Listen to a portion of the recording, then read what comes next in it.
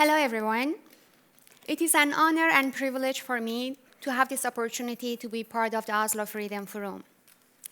In the past years, I attended the forum and listened to incredible stories from brave souls. Those who, in spite of facing atrocities, didn't give up. Those that stayed hopeful when everything looked dark. Those that kept fighting for values such as human rights, democracy, and freedom.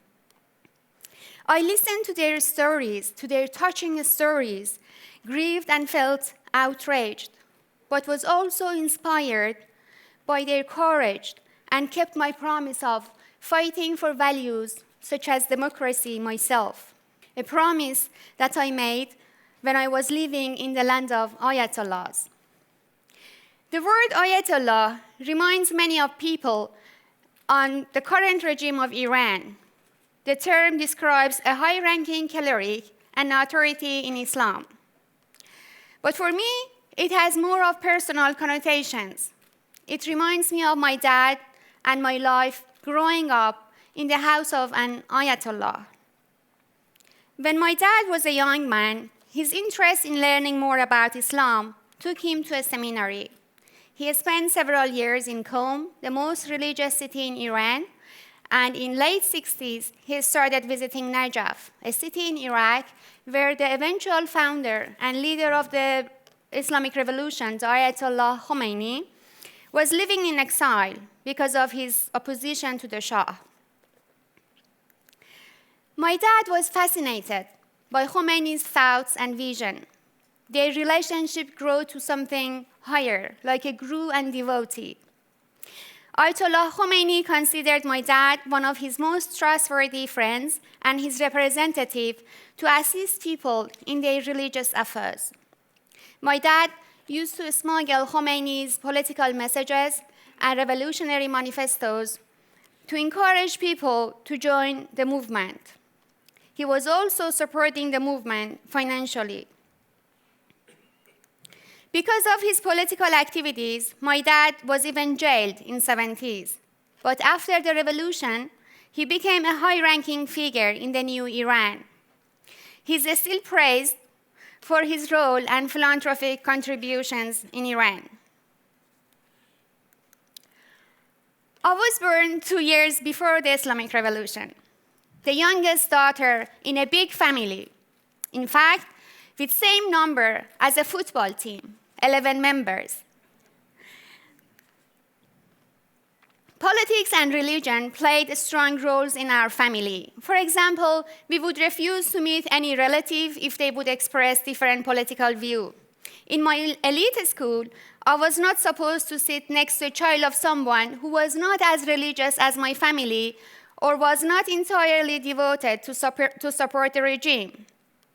We were supposed to dress up very conservatively in public and avoid socializing with those that my parents would call them ordinary people. Whenever I would ask about why my family couldn't do what others do, the answer always would be that we are different. I knew that this had to do with having an Ayatollah for a dad. From my childhood, I have strange memories. Being in the house of Ayatollah Khomeini, receiving high-ranking government officials in our home regularly as guests, seeing my friends or relatives on TV or reading about them on the news. Through all of these surreal moments, I found a refuge for myself in my dad's big library, where I spent most of my time reading books. Although by the beginning of the Cultural Revolution and many Western philosophy, literature, and even some Iranian books were vanished from my country's bookshelves, I was still able to find some of them in an abandoned corner of that library, gathering dust away from public access. Those books created a spark and eventually inspired me to fight for my freedom and rights. Each book was like a window to another world. The combination of classical Persian and Western books helped me to draw my future. I wanted to become an independent, educated, and adventurous woman who would travel the world, discover new horizons, and learn every day. To reach my goal, I sat for exam and won a place at the university, the first female member in my family to do so. I happily announced the victory to my family, but my happiness was ruined by my dad's harsh reaction. He told me, while in my house, my daughters are not allowed to go to university. After marriage, they must ask their husbands. This is where I came face to face with the realities that my father and the regime created for many women in Iran, a life with limited rights and opportunities. I cried and literally begged for my right to education. I was down and desperate, couldn't eat or sleep. Finally, my dad demanded me to sign a statement where I could go to university if I would accept his terms. I had to agree that if a suitor who was considered a suitable man by my family would disagree with my schooling, I would abandon my education immediately to marry him. The threat of forced marriage broke my heart. On the one hand, I had to go to university. It was my dream, my right, my path to the future. On the other hand, I could not sign that letter and let go of my dignity. I carefully added the word I in that statement, making it if I chose a man. As I knew, and I know that I would never consider a man who disrespects women's rights as a suitable companion for anyone. The next day, not only did I start university, but also began to plan my next steps. Time was passing, and I still had to hide my liberal secular thoughts. I tried to act out the role which was expected of me, to be obedient, religious, and passive. I had no right to work or build a career. Playing and listening to music was strictly forbidden. My passion for visual and performing arts were not accepted. My interaction with the society was restricted. My question would remain unanswered. I would get scolded for my appearance, and my dad would become furious when occasionally some of my university teachers would inform him about my outstanding performance at the university. He didn't want me to be visible in the public sphere. My dad's treatment of me is, in a way, a microcosm of how the regime suppresses the Iranian people. Later on, a dispute broke between my dad and an official at the university.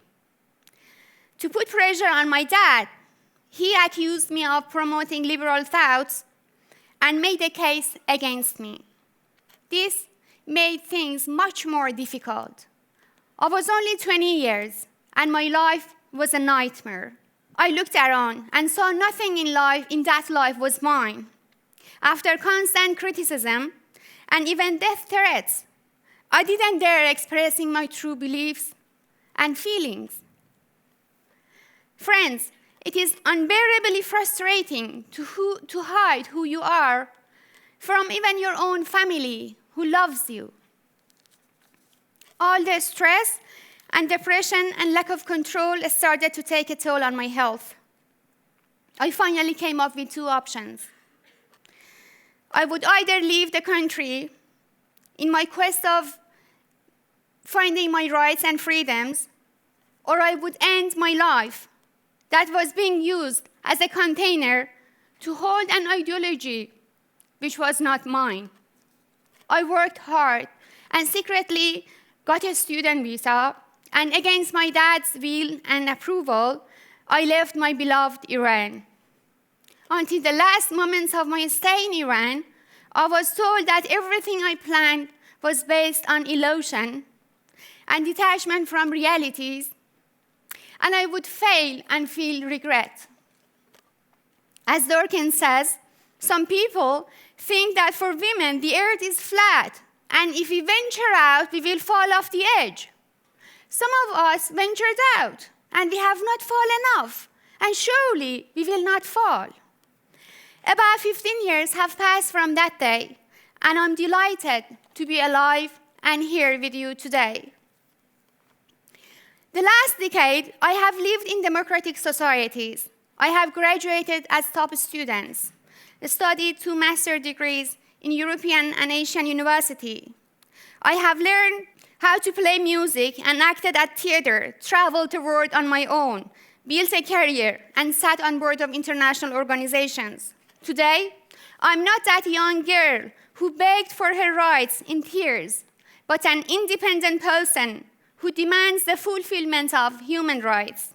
And with every chance that I have, I raise my voice for human rights and challenge politicians who would compromise on democratic values. Of course, I challenge the Iranian officials when they lie. For example, recently Iran's Minister of Foreign Affairs said that we do not jail people for their opinion. He also said that he didn't know who Majid Tavakkoli was, a very well-known student who was jailed by the regime for expressing his political opinions. But I also challenge those politicians and officials in the West who fall silent and submissive in the face of human rights violations in Iran. It is true that today, under the totalitarian regime of Iran, no one has freedom.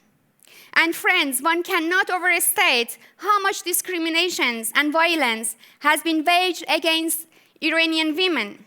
Recently, there have been attacks on women's reproductive rights, restriction on courses open to women at the university, women prohibited at a sports stadium, acid attacks on young women, the mandatory hijab, and even cases where women have been punished just for defending themselves from rape. But women are not the only ones who suffer from violations. Iran's intolerant regime denies the rights of anyone who thinks differently and punishes them.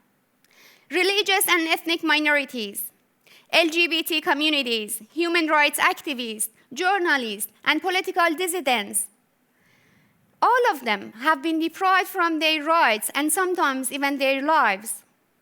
It is heartbreaking to see that intolerance has become the norm in the Middle East. What was caused so much pain is essentially the lack of tolerance and respect, the forcing of homogeneous ideas by law, the murder of creativity. However, there are many of us who celebrate different people and different opinions. Many of us who would like to have a colorful Middle East. Those who appreciate the friendship between nations instead of enmity, dialogue instead of conflict. Those who do not want to throw people into the sea or remove any country from the map. The growing conflict in the Middle East are no longer a regional challenge, but a global responsibility. We at the Center for Cultural Diplomacy and Development plan to build bridges over troubled water to connect people and promote democracy, equality, prosperity, and tolerance. Please do join and support us with your valuable wisdom and actions. And to those who try to frighten us, good luck with that. And to those friends, men and women, who are struggling in the dark corner of life, you are not alone. Stay hopeful, be strong, believe in your dreams, make them reality, and never give up. I speak from personal experience when I say that together we can face any challenges as deep as the ocean and as high as the sky. Thank you.